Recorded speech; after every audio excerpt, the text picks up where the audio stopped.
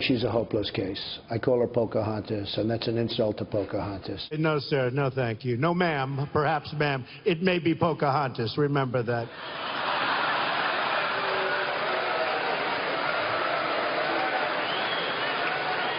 And she is not big for the NRA, that I can tell you.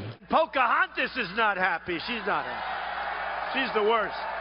Elizabeth Warren earning that nickname after a false claim to Native American heritage.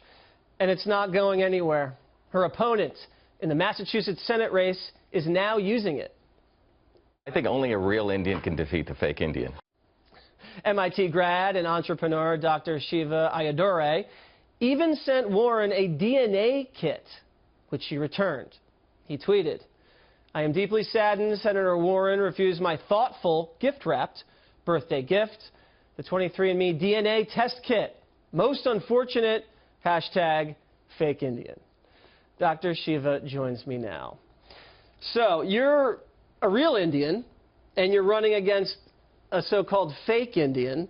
Do you think that's resonating among the folks of Massachusetts? It's resonating big time, and it's resonating across all demographics, Jesse. Not only everyday people, but also people who you'd think would not find it funny. The so-called educated elite. They also can't stop cracking up. They're laughing about this in Cambridge. Is that true? They are, and I think the reason is, there's a famous philosopher said when someone laughs at a joke, it's hitting something very deep in the unconscious. What it's really hitting is hypocrisy that Elizabeth Warren is about. Right, because what she did is that she tried to get a teaching gig at Harvard, and on her application she said she was a minority. I mean, I'm looking at her here. She's blonde hair, maybe blue eyes, very pale skin. She claimed she was Native American, and that's what kind of got her the gig in Harvard. And real Native Americans who may have gotten that teaching position were shut out.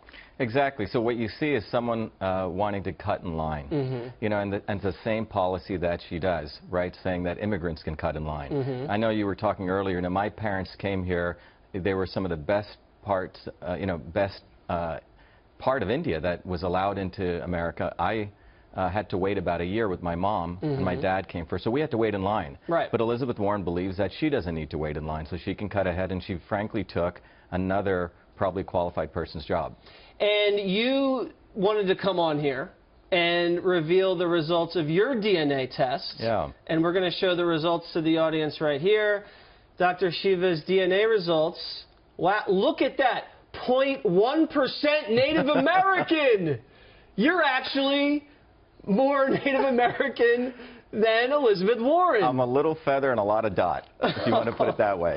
So I'm a real Indian against a fake Indian. All right. Well, she's not going to probably take your DNA test, but we have the results there, so everybody can make up their mind. Now, she's kind of a hypocrite in a number of other ways. She's bashing Wall Street, but she's out there on the vineyard raising money by Wall Street executives. She's flip-flopped on single payer. She's always talking about police brutality. She never wants to talk about the violence on the South Side. This is not just lying about your heritage. It's, a whole host of other things she's hypocritical about. Yeah, I mean, what you have is you have a person, when we say fake Indian, it also goes to something deeper, Jesse. She's a fake fighter. She talks about fighting for the small guys, but she's actually helped big banks. She's actually destroyed 1,200 community banks. Well, she talks about helping small business, but she's actually destroyed a lot of small businesses. Well, if you get the nomination, you're going to have to debate her, and that's going to be a very interesting showdown. Yeah. Thank you very much. Thank you, Jesse.